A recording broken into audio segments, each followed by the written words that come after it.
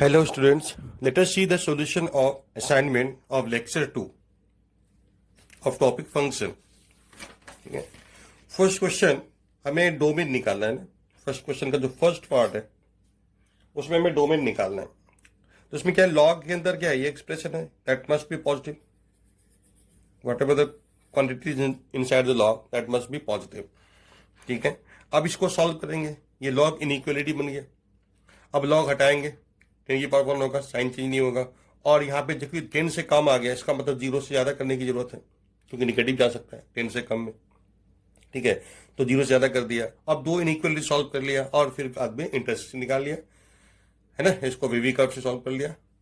अच्छा, यहाँ पे देखो कि इसका क्या है, इसमें क्या है, डी निगेटिव है ना, इसका डी निगेटिव है और ए पॉजिटिव है, तो ये एक्सप्रेशन ऑलवेज पॉजिटिव होगा for all x belongs to R. तो इसलिए इसका आंसर आर होगा।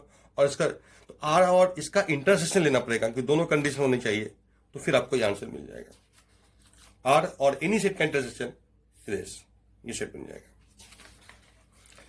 अब सेकंड कंडीशन, सेकंड क्वेश्चन क्या है, इसमें रूट के अंदर tan x minus tan square x है, इसको पॉजिटिव करना है या इक्वल टू 0 करना है, रूट के अंदर है।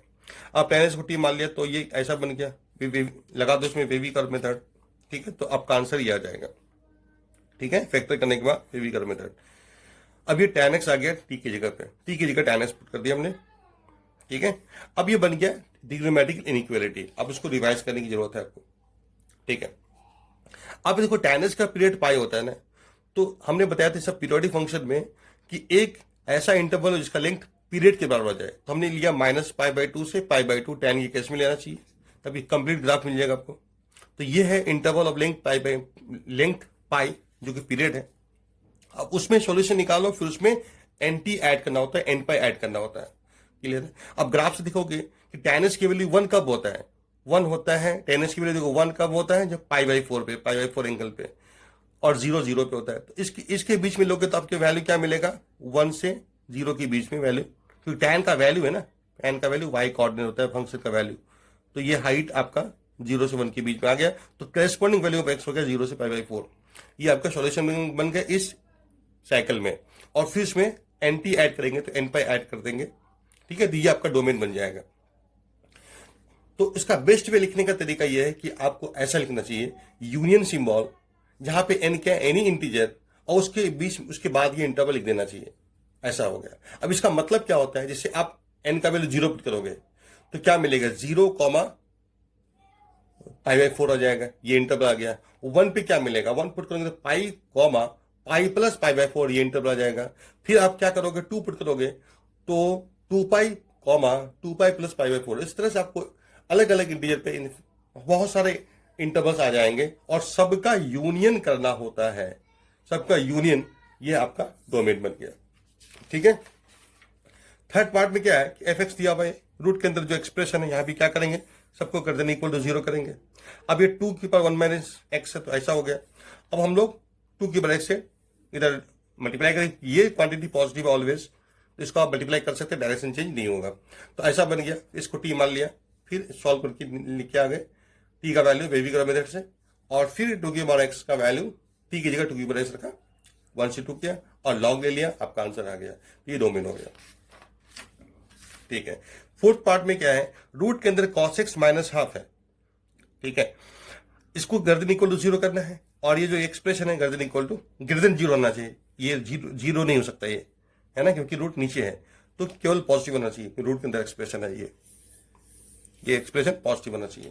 ठीक है, तो आपका आंसर इसको सॉल्व करके ये मिलेगा। इसको सॉल्व करेंगे तो जो आंसर बहुत सारे मिलेंगे। देखो cos x greater than equal to half कैसे सॉल्व करेंगे, तो ग्राफिकल मेथड से देख लिया।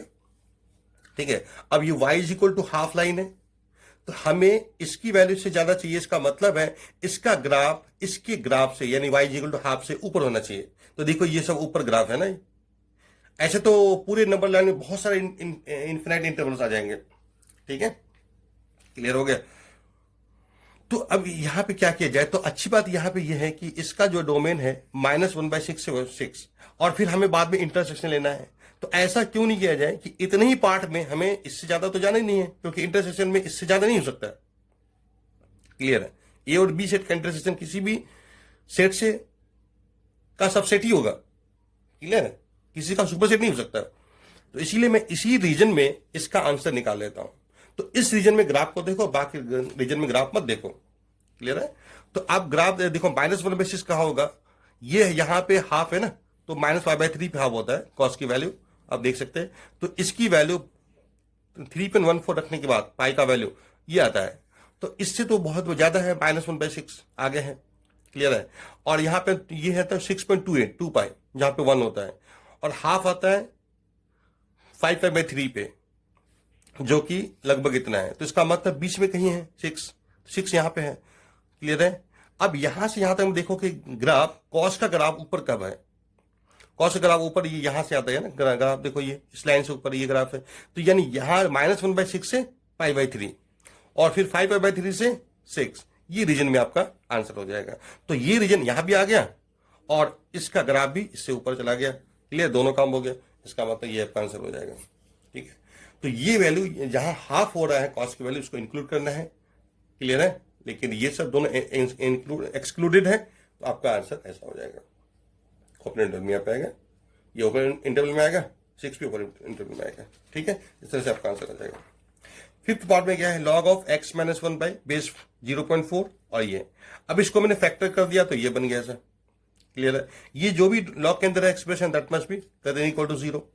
अब हम वेवी कर्व से सॉल्व करने वाले हैं, तो दिखना पड़ेगा ये 0 कहां हो रहा है, 2 पे हो रहा है, और ये 4 पे और -2 पे। तो ये तीनों नंबर पुट कर दिया नंबर लाइन में। ठीक है?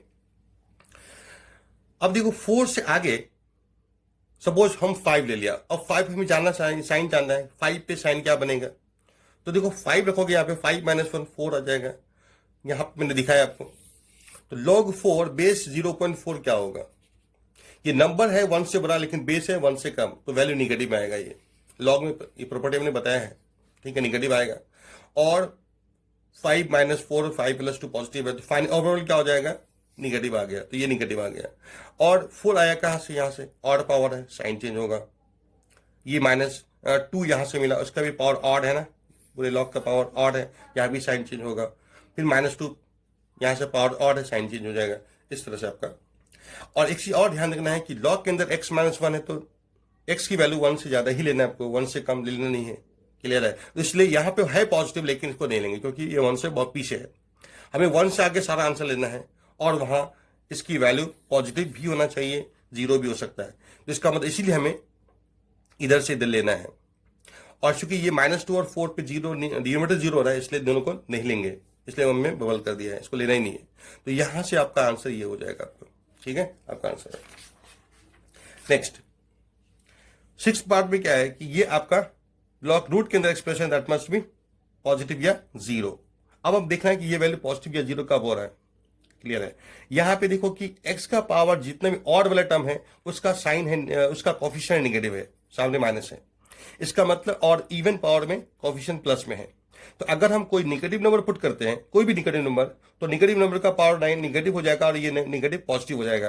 तो पूरा एक्सप्रेशन, हर टर्म पॉजिटिव हो जाएगा। इसका मतलब एक्सप्रेशन पॉजिटिव होगा, सेटिस्फाई कर देगा।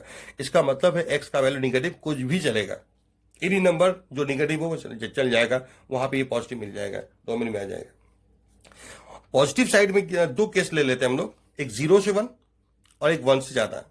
तो मैंने आपको बताया था कि पावर बढ़ाने में 0 से 1 अगर x की वैल्यू है, तो जितना ज्यादा पावर लेंगे उतना वैल्यू कम होता है, तो कम पावर ही ज्यादा वैल्यू होता है। तो इसलिए मैं इस एक्सप्रेशन को थोड़ा सा रीअरेंज करके लिख रहा हूं कि x की पावर 4 - 9 ऐसा हो गया। अब ये पॉजिटिव हो गया, ये पॉजिटिव हो गया, ये पॉजिटिव है ही, तो इसका मतलब ये एक्सप्रेशन पॉजिटिव होगा, सेटिस्फाई कर देगा। इसीलिए आपका आंसर 0 से 1 के बीच में कुछ भी नंबर चल जाएगा। उसी तरह से x 1 से ग्रेटर होगा तो हायर पावर ज्यादा होता है, और फिर इसको अरेंज करके लिखा, ऐसा लिखा। और फिर अब देखो कि ये पॉजिटिव है, ये पॉजिटिव है, 1 पॉजिटिव है, इसका मतलब 1 से आगे कोई भी नंबर पे एक्सप्रेशन पॉजिटिव हो जाएगा। क्लियर है? तो इसलिए डोमेन में आ जाएगा, चल जाएगा। और 0 1 भी अलग अलग इंडिविजुअल पुट करके देख रहा हूं, है ना, एक बार 0 पुट किया, एक बार 1 पुट किया, तो भी मिला, पॉजिटिव आ गया, सेटिस्फाई करता है। इसका मतलब 0 1 भी चल जाएगा। इसका मतलब है सबका यूनियन ले लो, तो फिर आपको ऑल रियल नंबर आ गया आपका आंसर। ठीक है? सेकेंड क्वेश्चन, ठीक है, अब देखिए ध्यान, सेकंड क्वेश्चन में क्या है कि ये जो px के एक पॉलिनोमियल दिया हुआ है डिग्री 98 का, और px is equal to x by one, x plus one है, जो आपका 1 से लेकर के 99 वैल्यू से सेटिस्फाई होता है। ठीक है, अब इसका मतलब क्या हो गया कि इसको मल्टीप्लाई करो तो ऐसा बन जाएगा। इसका मतलब ये जो इक्वेशन बना, ये equation is satisfied by these many values. अब इसका मतलब जो लेफ्ट हैंड साइड है, दिस इज द पॉलिनोमियल। अब इसका डिग्री क्या होगा, क्योंकि यहां पे एक्स पर 98 है, और जब इसको मल्टीप्लाई करोगे तो डिग्री एक बढ़ जाएगा, एक्स इंटू एक्स पर 98, एक्स पर 99 हो जाएगा। तो इसका मतलब इस एक्सप्रेशन की जो डिग्री है 99 है, यानी फाइनली ये पॉलिनोमियल इक्वेशन रूट 99 रूट्स ये हैं। क्लियर है? तो इस पॉलिनोमियल का 0 से 1 से 99, इसलिए इस पॉलिनोमियल को हम लिख सकते हैं लैम्डा टाइम्स, इसके फैक्टर होंगे x minus 1, x minus 2, x minus 99 factor हो जाएंगे। अब इसका जो लीडिंग कोफिशिएंट पता नहीं तो लैम्डा मान लिया। ठीक है, अब लैम्डा में निकालना होगा तो ऐसा वैल्यू पुट करो जिससे लैम्डा आ जाए। तो मैंने -1 पुट किया ताकि क्या होगा, पी ऑफ -1 नहीं भी जानते हैं तो भी हमें जरूरत नहीं है, -1 पुट किया तो 0 इंटू पी ऑफ -1 कुछ भी है तो 0 हो गया। तो इस तरह से आपको लैम्डा मिल जाएगा। क्लियर? पुट करके देखो, और फिर ये लैम्डा वैल्यू बाद में यहां पर पुट कर दिया। अब बाद में एक्स की जगह 100 पुट करके पी ऑफ 100 निकाल लिया हमने। ठीक है, अब देखिए ध्यान से, यहाँ पे थर्ड क्वेश्चन में क्या है कि एक्स वाई एनी नंबर के लिए ये कंडीशन फुलफिल है ना। X y are independent number, x और वाई आप कुछ भी पुट कर सकते हैं, x1 y2 x1 y3। Clear? आप कुछ भी पुट कर सकते हैं। क्लियर है? तो हमने y को 1/x पुट कर दिया। क्लियर है? क्योंकि अब देखो ऐसा बन जाएगा, y को 1/x पुट करने से ऐसा कुछ बन जाएगा।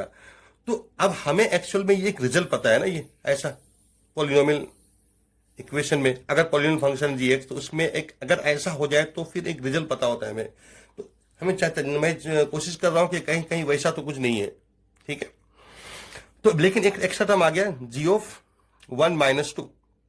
अब आप पुट करके देखोगे y के जी 1/x तो आपको ऐसा मिलेगा। अब ये कहीं कहीं 0 हो सकता है, तो इसलिए मैं जी ऑफ 1 पता करने की कोशिश कर रहा हूं। तो x और y दोनों को 1 पुट कर दिया। ठीक है ना, समझ गए? तो आपको जी ऑफ 1 आ जाएगा। क्लियर? सॉल्व करके 1 2 मिलेगा, लेकिन 1 है ही नहीं, इसका मतलब 2 है, इसका मतलब यहाँ पे 2 पुट करेंगे तो ये 0 हो जाएगा। तो फाइनली जो है कंडीशन ये बन गया। अब अगर ऐसा होता है तो हमें तो रिजल्ट पता है कि जीओस का वैल्यू या तो x पर n प्लस 1 होगा या -x पर n प्लस 1 होगा। क्लियर है? कोई डाउट? ठीक है, यहां पे ये देखना है कि y ऐसा नहीं कि x का फंक्शन है, एक फिक्स है कि भाई फिक्स फंक्शन है, ऐसा कुछ नहीं है, इंडिपेंडेंट है। आप कुछ भी y को पुट कर सकते हैं आप, इसलिए 1/x पुट किया था मैंने। अब यहाँ पे 0 3 10 है तो इसका मतलब क्या, प्लस वाला होगा, ये वाला होगा। तो फिर आप उस तरह से आप n निकाल लिया, फिर x आ गया, जी ऑफ x आ गया, फिर 5 पुट करके निकाल लिया वैल्यू। अब फोर्थ नंबर में क्या है कि ये आपको दिया हुआ है एफ की वैल्यू। क्लियर है? तो हमने क्या, x की जगह -s पुट कर दिया, हम कुछ भी पुट कर सकते हैं, -s पुट कर दिया। तो अब ऐसा बन गए। तो इससे क्या हुआ कि जितना भी ऑड सभी, क्योंकि x का जो भी पावर है वो सब ऑड है, तो सब भी माइनस आ गया। ठीक है, अब उसको ऐड कर दो, ऐड कर दिया तो आपका -5 माइनस तो -10 हो गया, बाकी सब कैंसिल हो गए। ठीक है, अब आपको ये वैल्यू दिया हुआ है तो आप ये वैल्यू निकाल लो। अब क्वेश्चन नंबर 5 में देखते हैं। इसमें क्या है कि आपको फंक्शन निकालना है इस सेट से इस सेट के बीच में, जिसमें इसमें आपका यही 3 इमेज आना चाहिए। क्लियर? सॉरी, 3 इमेज आना चाहिए, 3 इमेज आना चाहिए। ठीक है, क्लियर हो गया?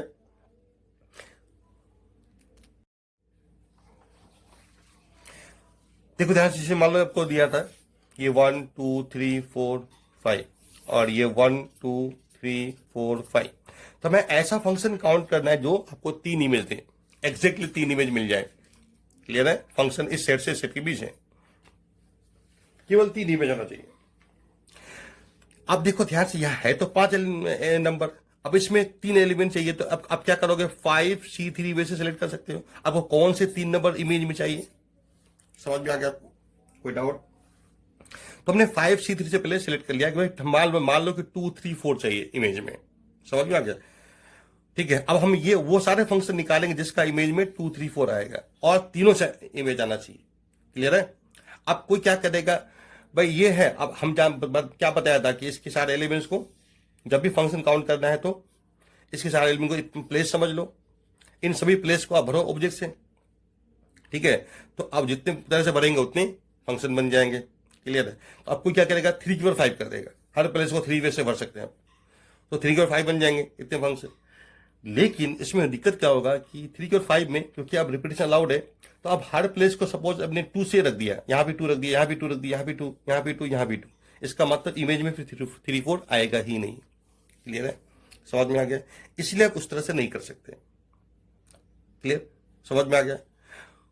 ठीक है, अब यहां पे आप ध्यान दे देखो, सपोज आपने ऐसा किया कि 1 2 दोनों को इमेज 2 दे दिया, और 3 4 को 3 दे दिया, और 5 को 5 दे दिया। क्लियर है, समझ में आ गया। ठीक है, तो अब इसको कैसे करोगे, मतलब क्लियर, मतलब सबको इमेज मिल गया 2 3 4 में से 2 3 सॉरी ये 4 दे दिया आपने, 4 5 को 4 दे दिया, क्योंकि हम इसी दिख रहे हैं इमेज में, यही 3 दिखना चाहिए मुझे, तुमने इसको 4 दे दिया।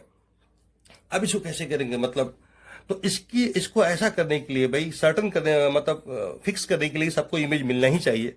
तो इसके लिए हम क्या करेंगे, अब डिस्ट्रीब्यूशन में चले जाओ। सपोज ये आपके पास 5 बॉल्स हैं, ये है बॉल नंबर, है ना, और ये 5 बॉल्स हैं, उसको 3 बॉक्स में डिस्ट्रीब्यूट करना है, याद रखना। क्लियर है, समझ में आ गया। तो उसमें क्या करते हैं हम लोग, तो उसके लिए हम लोग डिवीजन करते हैं, 3 पार्ट में डिवाइड करेंगे, और यहां पे ऐसा होना चाहिए हर बॉक्स को बॉल मिलना चाहिए, कोई भी बॉक्स खाली नहीं होना चाहिए। क्लियर है, तो इस कंडीशन से अगर हम लोग डिस्ट्रीब्यूट करेंगे तो होगा क्या, सपोज आपके पास 1 और 2 नंबर बॉक्स, दो एक ग्रुप बन गया, इसमें 1 2 बॉल है, एक ग्रुप बन गया इसमें 3 4 बॉल है, और एक ग्रुप बन गया इसमें 5 बॉल है। 3 पार्ट में डिवाइड करो, जिसमें हर पार्ट में कम से कम एक ऑब्जेक्ट होना चाहिए, क्योंकि आप बाद में क्या करोगे, उसी ग्रुप को आप असाइन कर दोगे इनटू द बॉक्सेस।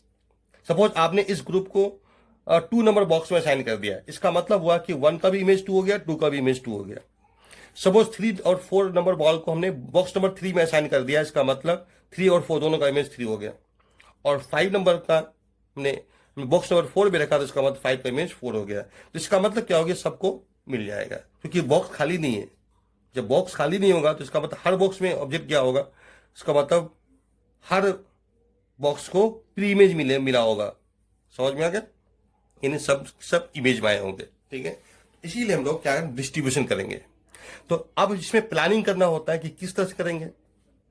ठीक है, तो बॉक्स में कम से कम एक ऑब्जेक्ट जाना चाहिए, इसका मतलब है ग्रुप में कम से कम एक ऑब्जेक्ट होना चाहिए। तो 3 ग्रुप बनाएंगे, 3 पार्ट में डिवाइड करेंगे, जिसमें कम से कम एक होना चाहिए। ठीक है, तो ये 2 2 1 हो सकता है, या 1 1 3 हो सकता है, इसके अलावा कोई दूसरा ऑप्शन आप सोचो तो नहीं मिलेगा। क्लियर है, तो अब ये देखो, ये अब 5 बॉल को अगर हम लोग इस तरह से डिवाइड करेंगे ग्रुप में, तो इतने तरह से कर सकते हैं हम लोग, क्योंकि यहां पे 2 में काउंटिंग से हमें होने की वजह से 1/2 फैक्टर से डिवाइड करना होता है, तो 1/2 फैक्टर से मल्टीप्लाई करना होता है। उसके बाद अब हम इसको असाइन करने वाले हैं। तो अब देखो, क्योंकि पूरा ग्रुप को तुम एक बॉक्स में डालोगे, तो इसलिए इसको एक समझ लो, इसको एक समझ लो, इसको एक समझ, 3 ग्रुप हो गया और 3 बॉक्स हो गया, तो 3 फैक्टोरियल वे से असाइन कर सकते हैं। सिमिलरली अगर 1 1 3 से डिवाइड करते हैं तो इतने डिवीजन हो जाएंगे, और ये असाइन कर सकते हैं इसको। क्लियर है, 3 ऑब्जेक्ट समझ लो, एक ग्रुप को एक ऑब्जेक्ट समझ लो, 3 ऑब्जेक्ट 3 बॉक्स, तो 3 फैक्टर से असाइन हो जाएंगे। तो ये पूरा कैलकुलेशन 150 आ जाएंगे। तो अब देखो ध्यान से, अब अभी तुमने देखा कि 2 3 4 अगर आपके पास इमेज में आ जाएगा, क्लियर है, तो इतने फंक्शन बन गए। उसी तरह से 1 2 3 जब इमेज बनाओगे तो भी इतने फंक्शन बनेंगे। तो इतनी total possible selection of 3 elements क्या होंगे, 5 से 3। क्लियर, इतना डिफरेंट तरीके से 3 एलिमेंट आप यहां से ले सकते हैं फॉर इमेज। तो हर केस में इतने बनेंगे, इसका मतलब टोटल इतने बन जाएंगे, मल्टीप्लाई कर दो। ठीक है, अब n/300 आपका 5 आंसर आ जाएगा। ठीक है, अब देखो मेथड 2 क्या होगा, ये बहुत इंपॉर्टेंट मेथड है, इसको आप ध्यान से देखेंगे। क्लियर है, क्योंकि आपको ये बहुत काम देने वाला है। ठीक है, इस पे भी आगे एक रिजल्ट हम बताएंगे। ठीक है, उसको ध्यान रखेंगे भाई। और इसी तरह से डिरेंजमेंट प्रूफ होता है। क्लियर, अब यहां पे देखो ध्यान से, सपोज ये वही है ना 5 एलिमेंट्स, ये वही 5 एलिमेंट्स। मैं आपको बस इतना बता रहा हूं कि अगर आपको फंक्शन में इमेज 2 3 4 चाहिए, 2 3 4, तो कितने बनेंगे, यानी 150 आपका आंसर आने वाला है। बस इतना पार्ट हम देख रहे थे, बाकी तो 5 से 3 से मल्टीप्लाई करके वो अलग चीज है। ठीक है, तो 2 3 4 आपको इमेज में चाहिए। क्लियर है, कितने फंक्शन बनेंगे। तो अब यहां पे देखो, मैं यहां पे नोटेशन समझ लो कि सेट ए एक ऐसा हमने सेट माना कि जिसमें वो सारे फंक्शन है जिसका रेंज में 2 नहीं आता है, यानी जिसका रेंज में 2 नहीं है। क्लियर है? यानी रेंज में 3 4 में से कोई है या दोनों है, एक है या दोनों है। क्लियर है? लेकिन उसमें 2 नहीं है। बी में वो सारे फंक्शन है जिसका रेंज में 3 नहीं आता है, 2 आएगा या 4 आएगा या दोनों आएगा रेंज में। सी में वो सारे फंक्शन है जिसके रेंज में 4 नहीं आता है। तो हमें चाहिए क्या फिर? हमें तो इसका मतलब ए सेट का फंक्शन नहीं चाहिए, क्योंकि उसमें तो 2 ही नहीं आएगा, और हमें 2 3 4 तीनों चाहिए रेंज में।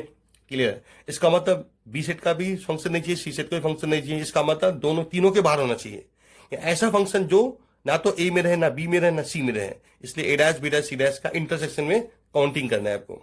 अब इसको डिमॉर्गन्स लॉ से ऐसा बोल सकते हैं आप। अब इसके लिए n of U minus n of A union B union C, इसका फॉर्मूला ये लगा दिया हमने। क्लियर है? कोई डाउट? ठीक है, अब इसका ये फॉर्मूला आ गया। ठीक है, अब देखो एन ऑफ यू क्या होगा? एन ऑफ यू का मतलब ऑल पॉसिबल फंक्शन जितने बन सकते हैं जिसका इमेज में 2 3 4 में से कोई भी आए। 2 3 4 इधर लेकर के जितने फंक्शन बन सकते हैं। क्लियर है? हाँ, अभी 1 5 का जिक्र ही नहीं है, क्योंकि 1 5 है ही नहीं, समझो इस सेट में है ही नहीं। चल हमें बस तो ये 2 3 4 जिसके भी 2 3 4 में से जो भी इमेज में आ गया, 1 आ गया, 2 आ गया, 3 आ गया, वो सारे फंक्शन इतने बनेंगे। क्लियर है? कंसिडरिंग कि 1 5 है ही नहीं वहां पे। समझ में आ गया? अब तुम बताओ कि अब ए सेट में कितने होंगे, ए सेट में कितने फंक्शन बनेंगे भाई? अब जिसका इमेज में 2 ही नहीं है तो इसका मतलब वो फंक्शन 3 4 से बना होगा। क्लियर है?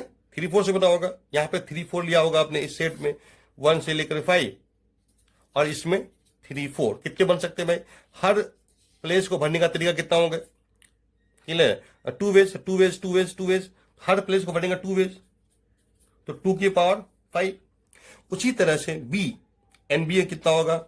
जिसके इमेज में 2 3 ही नहीं है तो 2 4 से बना होगा इधर, तो वो भी 2 की पावर 5 होगा, 2 की पावर 5 होगा।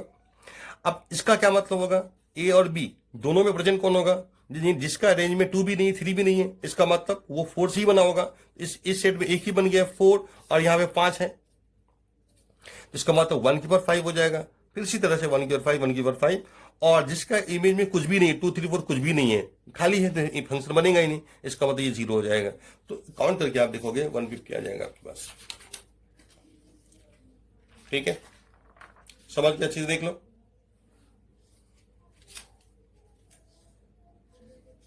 अब आगे बढ़ते हैं। ठीक है, अब ये फंक्शन देखो, f x is equal to cos x into tan x दिया हुआ है। अब देखो इसका, चूंकि टेन एक्स की वजह से ये इसका डोमेन क्या हो गया? आर माइनस, क्योंकि ऑड पाई बाय 2 भी ये डिफाइन ही नहीं है, ये तो 0 होगा लेकिन ये डिफाइन ही नहीं है, तो इसका मतलब आपका डोमेन ये हो जाएगा जो टेन एक्स का डोमेन है। क्योंकि कॉस तो हर जगह डिफाइन है लेकिन ये हर जगह डिफाइन नहीं है, तो ये यहीं पे डिफाइन है, इसलिए आपका डोमेन बन गया एफ पूरे ओवरऑल फंक्शन का। ठीक है, और जी का डोमेन आर है, इसका डोमेन ही सेम नहीं, इसका मतलब फंक्शन सेम नहीं है। सेकंड पार्ट में क्या है? डोमेन दोनों का सेम दिया हुआ है। क्लियर है? सेम दिया हुआ है, तो हमें क्या करना पड़ेगा कि आपको ये दिखना पड़ेगा कि सेम नंबर पे सेम वैल्यू आता है कि नहीं। तो -1 में वैल्यू एफ का निकाला 2 मिला, जी का भी 2 आ गया, तो उसने देखो कि सब जगह वैल्यू मैच कर रहा है, सब जगह वैल्यू मैच कर रहा है, सेम नंबर पे सेम वैल्यू मिल रहा है, इसका मतलब फंक्शन सेम है। 7 नंबर आपको ग्राफ प्लॉट करना है, एफ एक्स का दिया हुआ है एक्स क्यूब जब एक्स स्क्वायर 1 से कम, एक्स जब एक्स स्क्वायर 1 से ज्यादा या इक्वल। तो इसको आप सॉल्व कर लीजिए बेबी कर्व मेथड से, तो आपको -1 से 1 मिल जाएगा। आप इसको सॉल्व करेंगे फैक्टर बना करके, इसको तो लेके आएंगे ना, तो आपको ये आ जाएगा। इसका मतलब है कि -1 से 1 रीजन में आपको y बराबर एफ एक्स मतलब y बराबर एक्स क्यूब प्लॉट करना है, और इस रीजन में y बराबर एफ एक्स मतलब y बराबर एक्स प्लॉट करना है। बस हो गया। तो -1 से 1 रीजन में y is equal to x cube बराबर ऐसा होता है। क्लियर है? क्योंकि ग्राफ तो ऐसे जाता था ना, तो हमें बस इतने ही -1 से 1 रीजन में ही प्लॉट करना है बस। कोई डाउट है? और ये पॉइंट यहां पे हट जाएगा, ये पॉइंट यहां पे हट जाएगा। क्लियर? क्योंकि -1 1 पे ये पॉइंट नहीं मिलेगा। लेकिन आगे क्या है कि आगे इधर या इधर y is equal to x line, वहां पे तो ये 1,1 आएगा, इसका मतलब फाइनली ये पॉइंट भी आ ही जाएगा। ये पॉइंट जो हटा फिर मिल जाएगा ये पॉइंट इस ग्राफ की वजह से। समझ में आ गया? और y is equal to x line, देखो ये पूरी line y is equal to x line है। क्लियर है? तो इधर या इधर ये ग्राफ लाइन ग्राफ हो जाएगा। तो इस तरह से फंक्शन ग्राफ बनेंगे। अच्छा, वहां पे मैंने लेक्चर 2 में मैंने बता दिया था गलती से कि इसका जो टेंजेंट है y is equal to x है, नहीं है, y is equal to 0 tangent है। क्लियर? एक्स एक्सिस इस 0 ऑरिजिन पर टेंजेंट है। ठीक है? अब क्वेश्चन नंबर 8 में आप देखो, इसको सही कर लेना। Clear? y is equal to 0 tangent है। अब क्वेश्चन नंबर 8 में फर्स्ट पार्ट, अब हमें 3 ग्राफ प्लॉट करना है एक ही नंबर लाइन में, तो अच्छे से ड्रॉ करना होता है क्योंकि देखना पड़ता है कहां पे वो इंटरसेक्ट करेगा, है ना, और कहां पे नहीं। तो देखो ध्यान से, ये y इक्वल एक्स लाइन हो गया आपका। क्लियर है? लाइन हो गई ग्राफ, ये लाइन है y इक्वल एक्स लाइन। उसके बाद आपका y इक्वल टू एक्स पर 1/4, यहां पे ध्यान दो 1/4 इवन रूट है। इवन रूट में जब भी आएगा उसका डोमेन 0 से पॉजिटिव इन्फिनिटी होगा डोमेन। क्लियर है? नेगेटिव नंबर भी डिफाइन नहीं होगा इवन रूट है तो, और ऑड रूट है तो उसका डोमेन ऑल रियल नंबर हर जगह डिफाइन होगा, नेगेटिव नंबर पे भी पॉजिटिव नंबर पे भी। जैसे x पर 1/3 ग्राफ में डोमेन ऑल रियल नंबर। ठीक है? तो अब देखोगे यहां पे ध्यान से, तो x पर 1/5 ग्राफ कैसा होगा? आपको यहां पे एक चीज ध्यान रखना ये पड़ेगा कि किस रीजन में कौन ऊपर होगा कौन नीचे होगा ग्राफ। क्लियर है? तो आप देखोगे कि जब भी 1/4 और 1/5 में ज्यादा पावर कौन है? ये पावर ज्यादा है 0.25 और ये है 0.2। तो इसीलिए जिसका पावर ज्यादा होगा 0 से 1 में उसकी वैल्यू उतनी कम होगी, ज्यादा पावर कम वैल्यू। इसीलिए इससे, है ना, इसकी ये पावर ज्यादा है, ये कम है, इसलिए इसका ग्राफ ऊपर होगा। तो ये 1/5 वाला ग्राफ ऊपर जाएगा 0 से 1 में, और फिर बाद में उल्टा हो जाएगा 1 से आगे में। ठीक है? समझ में आ गया? 1/4 पावर क्योंकि ज्यादा है। ठीक है? तो ग्राफ इसका नीचे होगा 0 से 1 में, फिर 1 से आगे में ऊपर हो जाएगा। तो ये बात को ध्यान रखेंगे, ग्राफ प्लॉट हो जाएगा। क्लियर? ये भी पॉइंट आएगा -1 को -1। ठीक है? नेक्स्ट थर्ड में इसी तरह से इसको भी ध्यान रख देखेंगे। y is equal to root x क्यों ड्रॉ किया हमने? इसी का उल्टा है 1/ये एक्स, y इज एक्स पर -1/2 मतलब ये। तो इसका ग्राफ प्लॉट करने के लिए y बराबर रूट एक्स मैंने दिखाया है, इसका बनाओ, उसका फिर उल्टा ग्राफ बना लो। उल्टे फंक्शन ग्राफ हमने सिखाया था आपको, वो बना लीजिए। तो आपको y is equal to 1/√x का ग्राफ मिल जाएगा। ठीक है? और एक y is equal to 1/x है, x पर -1 है 1/x में, और इस वाले में x पर -1/2 है। तो आप देखो कि ध्यान से पावर किसका ज्यादा है? -1/2 -1 से ज्यादा होता है। इसीलिए 0 से 1 में ज्यादा पावर ग्राफ नीचे और कम पावर ग्राफ ऊपर। समझ में आ गया? बात ध्यान रखना है। और फिर 1 से आगे रिवर्स। अब लेक्चर 1 में एक्चुअल में क्या था, हमने एक बताया था आपके graphical test for a function. ध्यान रखोगे, graphical test of a function, check करना कि ये ग्राफ फंक्शन को रिप्रेजेंट कर रहा है कि नहीं कर रहा है। तो वहां पे हमने हेडिंग देना भूल गया था, तो अब वहां पे हेडिंग दे देना वर्टिकल लाइन टेस्ट, क्योंकि वहां पे वर्टिकल लाइन ड्रॉ करके हम लोग वेरीफाई कर रहे थे कि ग्राफ फंक्शन रिप्रेजेंट करेगा या नहीं। तो उसमें हेडिंग में आप वर्टिकल लाइन टेस्ट जरूर लिख दोगे। ठीक है? यहीं पे स्टॉप करते हैं। Thank you.